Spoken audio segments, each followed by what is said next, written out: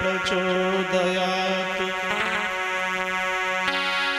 ओम तुलसी पत्राय विद्महे वृषप्रियाय धीमहि तन्नो बृन्दासु प्रचोदयात्। ओम अंजनी सुताय विद्महे वायुपुत्राय धीमहि तन्नो हनुमानासु प्रचोदयात्।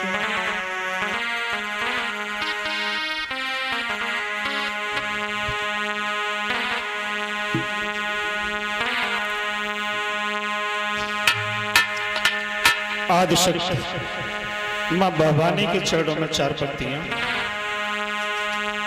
इस सृष्टि का निर्माण एक शक्ति से हुआ है, वही लक्ष्मी, वही दुर्गा, वही सरस्वती के रूप में प्रकट हुई है। सब दिन नहीं पन पारो मेरी याद भवानी, सब दिन नहीं पन पारो मेरी दुर्गे मैया, सब दिन नहीं।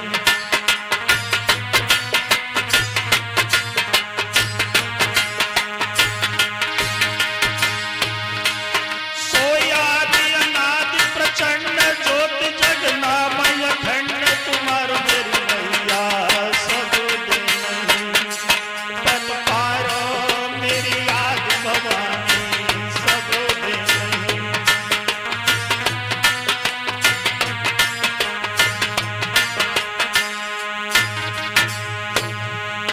अरे जान के अजाने हृदय बिच बीज ज्ञान ब्रह्मा विष्णु सनिकादिक धरत धन जी हो जी हो। अरे कालो की काल काली कालिका महाकराल दाने देव देते हैं दले रहे भुजा विशाल जी हो जी। अरे रूप भयंकर धार मेरी मैया, सब दिन नहीं पन पारो मेरी याद भवानी, सब दिन नहीं।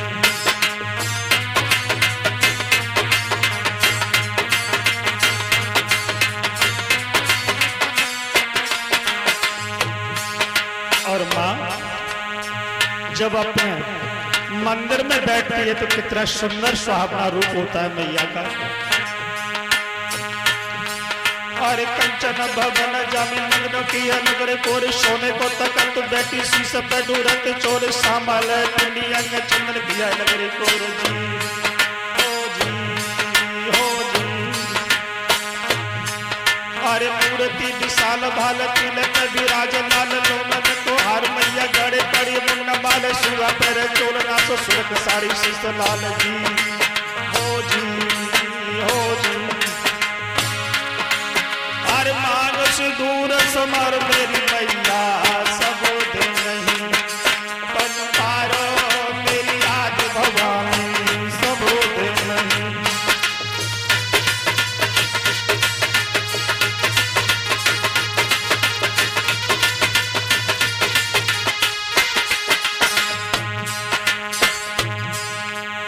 और जब भक्तों पर विपत्ति पड़ती है ना, और जो सच्चे मन से माँ को याद करता है ना, मैया कभी साथ नहीं छोड़ती।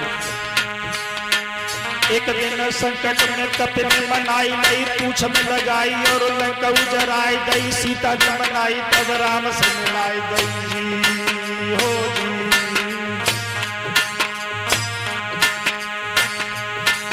अरे एक दिन संकट में कपिल ने मनाई नहीं, पूछ में लगाई और लंका उजराई गई, सीता ने मनाई तब राम से मिलाई गई जी हो जी हो।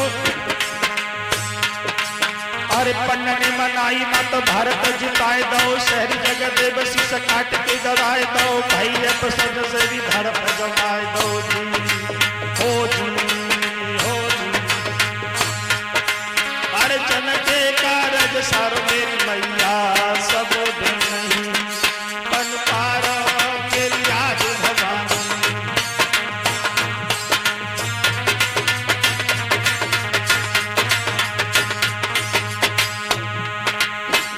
और मैया को किस किस ने याद किया? अरे नल ने मनाई तेने नेक न लगाई, दिल कार गन्ना लाई, और दानन को किया ढेर कहाँ जाई, सोई तू भवानी आज मेरी और जी ओ जी।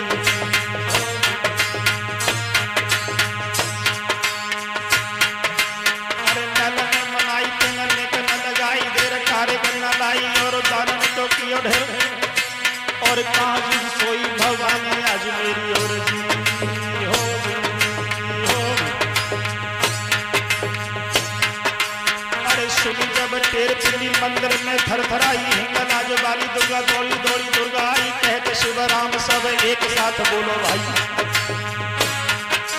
अरे अटल छत्र जयकारो मेरी दुर्गे मैया, सब नहीं तन पारो मेरी याद भवानी, सब नहीं तन पारो मेरी दुर्गे मैया।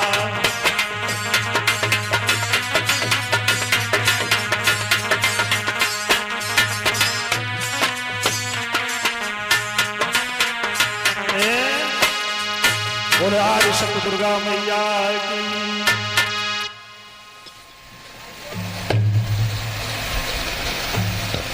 अभी आपने शास्त्री जी के शिव मुखार बिंदु से भगवान की रसमयी कथा का रसास्वादन किया। श्रृंगी ऋषि ने अपने पिता के अपमान के बदले में महाराज परीक्षित को श्राप दिया कि जिस मरे हुए सर्प को तुमने मेरे पिता के गले में डाला है, यही तक्षक नाग 7वें दिन जिंदा होकर तुम्हें डस लेगा और तुम्हारी मृत्यु हो जाएगी। लोमर ऋषि को पता चला कि मेरे पुत्र ने श्रृंगी ने परीक्षित को श्राप दे दिया है, तो महाराज परीक्षित के पास सूचना भिजवा दी कि तुम्हारे पास केवल 7 दिन का समय है। 7 दिन बाद तक्षक के डसने से तुम्हारी मृत्यु हो जाएगी। इसलिए जो कुछ यत्न प्रयत्न करना है 7 दिनों में ही करना है। भक्त एक बात और बता दें, जीवन में 7 ही दिन होते हैं, गिन के देख ले। कोई 7 दिन में मोक्ष को प्राप्त कर लेता है, कोई 7 दिन पूरे जीवन में नहीं गिन पाता, वो जो जहां है वहीं रह जाता है। महाराज परीक्षित को अपनी गलती का एहसास हुआ। उन्होंने अपने जितने ऋषि मुनि थे सभी से विचार विमर्श किया कि मुझे क्या करना चाहिए। तो ऋषियों ने परामर्श दिया कि तुम श्रीमद् भागवत कथा का श्रवण करो, ताकि तुम्हारे अंदर से मृत्यु का भय निकल जाए। भगवान की कथा श्रवण करने से तुम्हें मोक्ष की प्राप्ति हो जाए। सुझाव दिया गया, कथा कौन कहेगा? सबने नाम सुझाया कि परम ब्रह्मचारी श्री सुखदेव जी से अतिरिक्त और कथा सुनाने के इस समय कोई अधिकारी नहीं है। कथा का आयोजन किया गया। बड़े बड़े ऋषि भारद्वाज, जमदग्नि, कंड, नारद आदि ऋषि आ गए।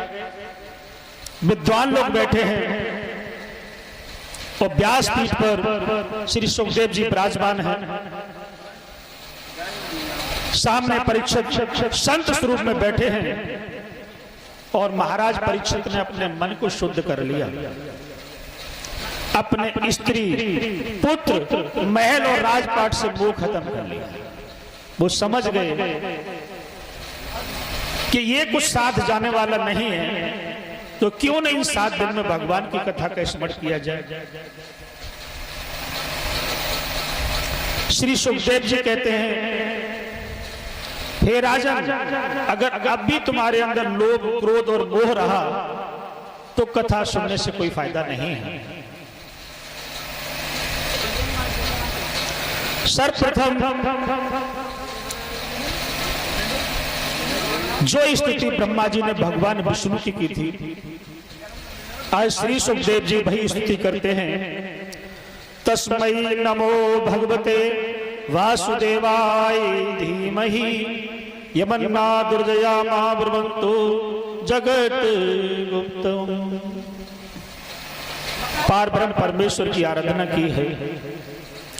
वो भगवान माया के गुणों से रहित हैं, अनंत हैं, सृष्टि की स्थिति में पालनहार और विनाशक भी वही है। तो श्री सुखदेव जी से राजा परीक्षित ने पूछा, हे प्रभु हमें कृपया करके ये बताइए कि आखिर जिस सृष्टि पर मानव जाति निवास करती है उस सृष्टि का निर्माण कैसे। इस प्रश्न को सबसे पहले परीक्षित ने पूछा तो सुखदेव जी ने जवाब दिया, हे राजा, सबसे पहले इस पृथ्वी पर जल ही जल था, अन्य कोई वनस्पति दिखाई नहीं देती थी।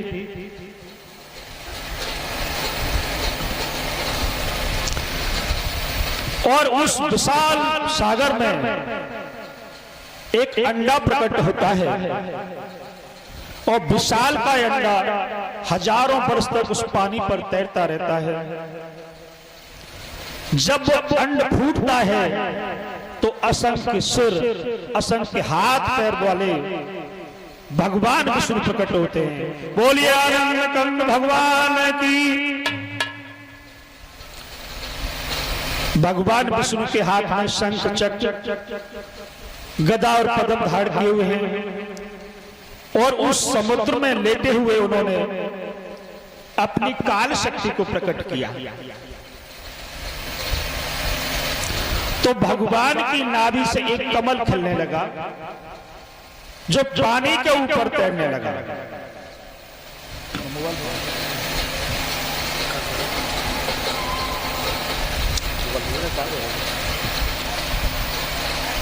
जब कमल प्रकट हुआ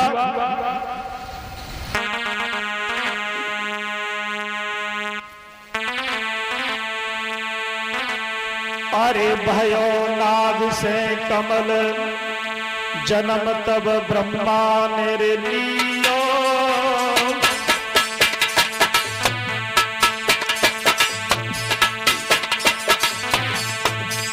अरे भयो नाग से कमल जन्म तब ब्रह्मा ने लियो। इत महाप्रलय को देखी ब्रह्म को नाथ गयो हियो।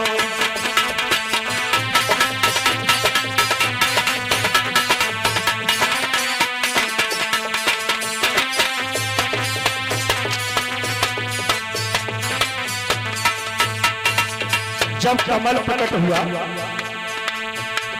उस पर ब्रह्मा जी का जन्म होता है।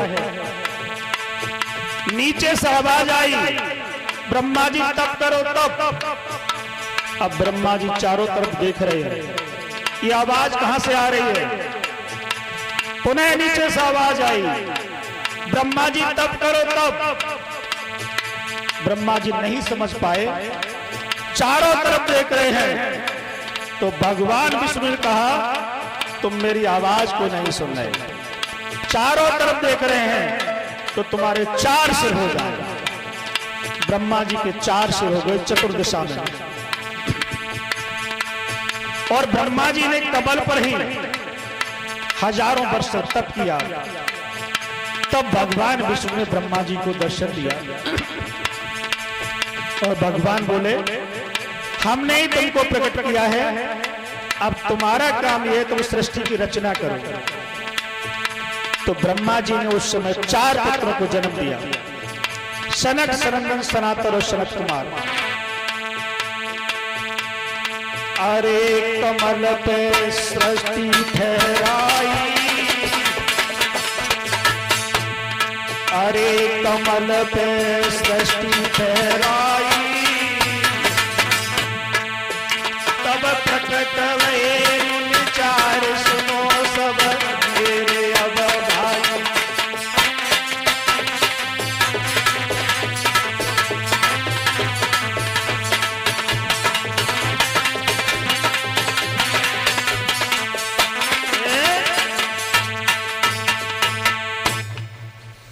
जब ब्रह्मा से कहा, ब्रह्मा जी तुम सृष्टि की रचना करो, तो उस कमल पुष्प पर ही ब्रह्मा जी ने सनक सनंदन सनातन और सनत कुमार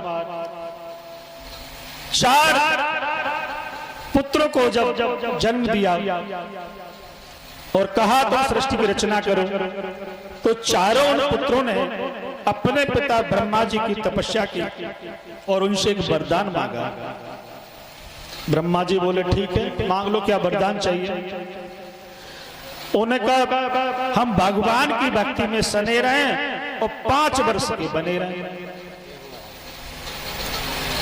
जब ये वरदान मांगा, जब 5 वर्ष के बने रहेंगे तो सृष्टि का निर्माण कैसे होगा।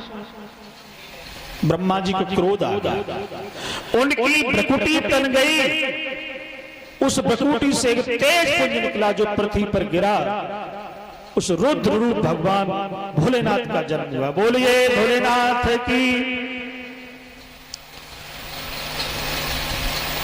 अब ब्रह्मा जी ने भोलेनाथ से कहा, हे शिव तुम इस सृष्टि का निर्माण करो। अब भोले बाबा सृष्टि के निर्माण में लग गए। उन्होंने क्या बनाया, सांप, बिच्छू, ततैया। ब्रह्मा जी बोले अगर सारी सृष्टि पे जहरीले जंतु होंगे तो मानव जाति कभी रह नहीं पाएगी। अब ये काम तुमसे नहीं होगा, तुम रहने दीजिए। तब ब्रह्मा जी ने 10 पुत्रों को और एक पुत्री सरस्वती को पैदा किया। आज श्री सुखदेव जी सृष्टि निर्माण की कथा परीक्षित महाराज को सुना रहे हैं। उनके 10 पुत्र मरीचि, अत्र, अंग्रा, पुलस, क्रतु, भृगु, वशिष्ठ, दक्ष और नारद और पुत्री एक थी जिसका नाम था सरस्वती। जो कन्या सरस्वती थी बड़ी सुकुमारी थी।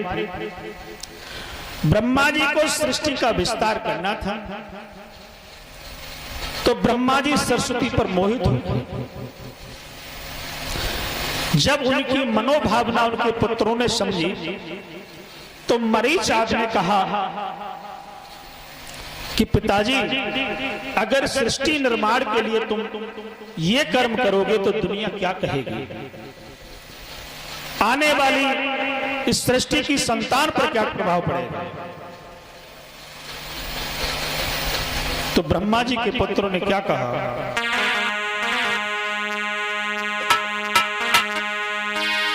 जब आप पिताजी निज बेटी पर ऐसी घात लगाओगे तो आगे दुनिया थूकेगी, बैमुख कैसे दिखलाओगे।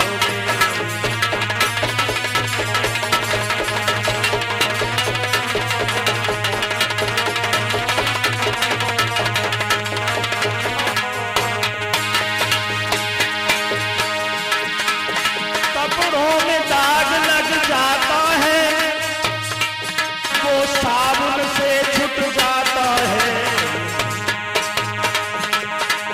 जब कुल में दाग लग